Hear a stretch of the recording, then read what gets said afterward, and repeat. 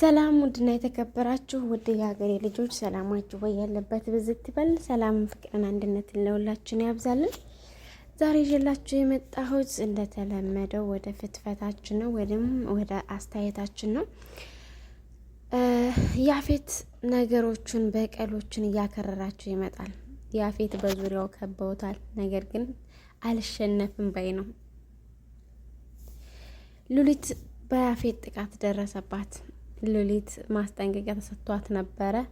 ማስጠንቀቂያዋን በማለፏ ምክንያት የጥፍሮቿን እንዲነቀቀል ትዕዛዝ ሰጠባት።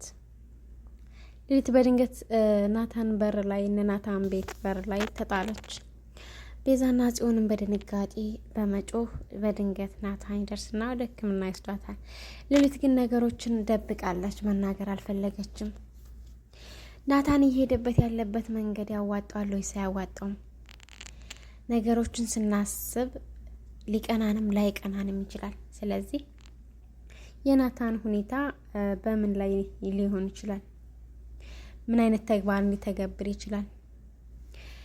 የያፌትን ተቀናቃኝ ሴትዮ ልጅን መቅረቡ ጉዳት ያመጣበታል ወይስ በዚሁ በተዘዋዋሪ ደግሞ ቤዛ በድንገት ያገኘችው የአባቷ ተቀናቃኝን ልጅ ነው? ይህ ነገር በጣም ተወሳስቦብናል። ግን የሚያስጠላው ነገር መጥፎ ሰዎች ተግባራቸውን ሲቀጥሉ፣ ጥሩ ሰዎች ደግሞ መጎዳታቸው እየቀጠለ ነው። ያፌት በድንገት ወደ እስር ገባ። ማን እንዳሳሰረው አያውቅም። ነገር ግን በቢኒያም ላይ እየዛተበት ነበረ። የያፌት አክስት ልጅም ቢኒያም እንደታሰረ ለጽዮን ሹክ ይላታል። ገነትና ዳግምም ልጃቸውን ለመጠየቅ ሲዘጋጁ፣ ነገር ግን ያፌት እንደተፈታ ስትሰማ ገነት በጣም ታዝናለች። ለምን ዋሸኝ ብላ ትላለችም። እጀ ብዙ ገንዘበ ብዙ የሆነ ሰው ነገሮችን በገንዘቡ ማለፍ ይችላል፣ ግን እስከ መጨረሻ ሊያሳልፉ ይችላል ወይ የሚለው የሁላችንም ጥያቄ ነው። ያፌት በገንዘቡና በሰው ኃይል ከስር እንደወጣ ይታወቃል። የሉሊት እንደዚህ መሆን እና ደግሞ በሴቶቹ ጭቆና ውስጥ ያለችው ሔዋን ምን ላይ ደርሳ ይሆን? ኤፍራታ በድንገት ገንዘብ ይመጣላታል። ያን ገንዘብ ማልኮት ይሆን? እኔ የጠረጠርኩት ናታን የሚለውን ነው። ምክንያቱም ቤዛ ስታወራ ሰምቷታል። ያን ገንዘብ ከየት አመጣሽው በማለት ያፌት ቢጠይቃትም እኔ ያጠራቀቡት ገንዘቤ ነው፣ አንተ የለኝም ስትለኝ የራሴን ገንዘብ አወጣሁ በማለት ትለዋለች። ያፌትን በጥርጣሬ ስለሚያዝ ክትትል እንዲደረግባት ለጋርዶቹ ተናገረ። እንዲሁም ከእስር ቤት ወጥቶ ቢኒያምን ማጥቃትም ሆነ መግደል እንደሚፈልግ ለሰራተኞቹ ተናግረው ማስጠንቀቂያውን በመስጠት ላይ ሳለ የገንዘቡ አመጣጥና እንዲሁም ደግሞ ማን እንዳሳሰረው ትኩረት እያደረገበት ይገኛል። ናታን ክትትል ላይ ነው። እንዲሁም ደግሞ ቢኒያም ያፌት ታሰረልኝ ብሎ ደስታውን ሳያጣጥም በድንገት ሊቀደም መሆኑን ስናይ በጣም አዝነናል። የያፌት ጭካኔ ይህን ያህል የበዛበት የብዙዎቻችን ጥያቄ ነው። እንዲሁም ደግሞ በሀገራዊ ሁኔታ ላይ ገንዘብ ያላቸው ጉልበት ያላቸው ሰዎች ምን ያህል ተሰሚነትና ተጠቃሚነት እንደሆኑ የሚያሳይ ነው። ከዚህ ድራማ ምን እንደተማራችሁ 1 2 3 ከዛም በላይ አስተያየት መስጠት ይቻላል። ከዚህ ድራማ የተማርኩትን ነገር ላካፍላችሁ። ፈርስት አንደኛው ገንዘብ ካለን ምንም ማድረግ እንደምንችል፣ ሁለተኛው ደግሞ ገንዘብ የፈለግነውን ኃይሎችን ገዝተን ራሳችንን መጠበቅ እንዲሁም ደግሞ በውሸት መራመድ እንደምንችል ያሳያል። ነገር ግን በተቃራኒው ጉዳቱ ያመዝናል።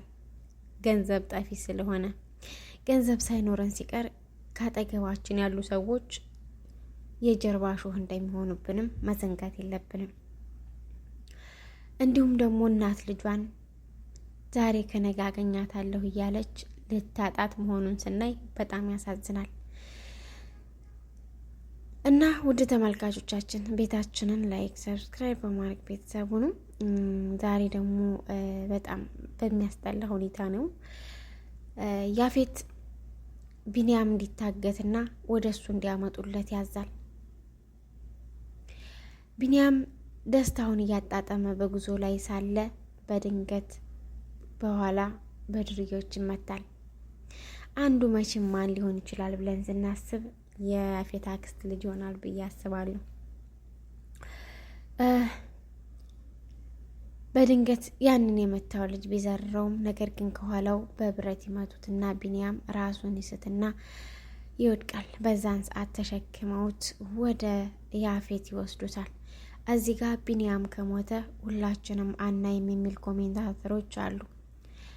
ምክንያቱም መቀጣት ያለበት ሰው መቀጣት እያለበት መቀጣት የሌለበት ሰው እንዲቀጣ ወይንም እንዲሞት መደረጉ አስፈላጊ አይደለም። ስለዚህ ቢንያም መሞት የለበትም። የቢንያምን እንደዚህ መሆን በስልክ ወደ ዳግም ያጎራሉ።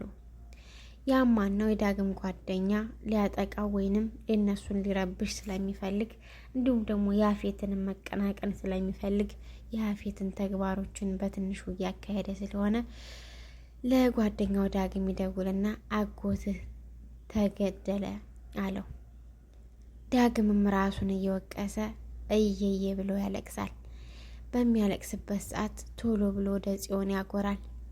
ጽዮንም ከሉሊት ጋር ፉክክር ላይ ነበረች። ለሉሊት ምግብ ሰርታላት ብያት ብያለቻት እሷን ለመበቀል እያደረገች ባለችበት ሰዓት የስልክ ጥሪ ይገባላታል።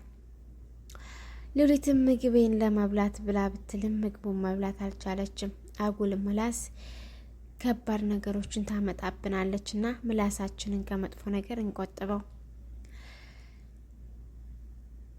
ያ ስልክ ጥሪ አጎቴን ገደሉት ጽዮን የሚል ነበረ። ጽዮንም ስለምትወደው ስለምታፈቅረው በጣም ደነገጠች፣ ማውራት እስከሚያቅታት። ቀጥላም ቤዛ ስልኩን ስታነሳው ያን ድምፅ ሰማች። ቀጥሎም ናታን ሲያነሳ ደነገጠ።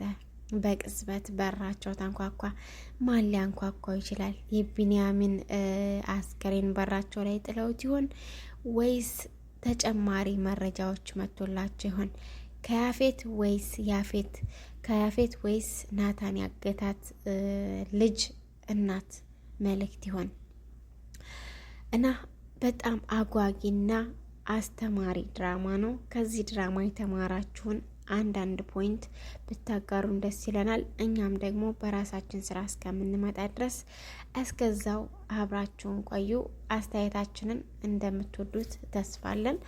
ስለ አስተያየቶቻችሁ ደግሞ ለእነሱ ያበረታችኋል ብለን ተስፋ እናደርጋለን። ሀቂቃ በሰዎች ተወዳጅ የሚያደርገን እና በሰዎች እንድንጠላ የሚያደርገንን ተግባር ስንተገብር ያው የስራ ካራክተር ስለሆነ ልንጠላቸው አይገባም ማለት ነው። ትወናቸው የራሳቸው የስራ ድርሻቸው ስለሆነ ማለት ነው። ባህሪያቸው ሌላ፣ የስራ ድርሻቸው ሌላ ስለሆነ እና ሰላምን፣ ፍቅርን፣ አንድነትን ለሁላችን ያብዛልን። ከምናያቸው ነገሮች ትምህርት አዘል የሆኑትን እየወሰድን አንዳንድ መጥፎ ነገሮችንም ደግሞ እየተማርንባቸው ልንጓዝ እንሆን ማለት ነው። ሰላም ተመኙላችሁ።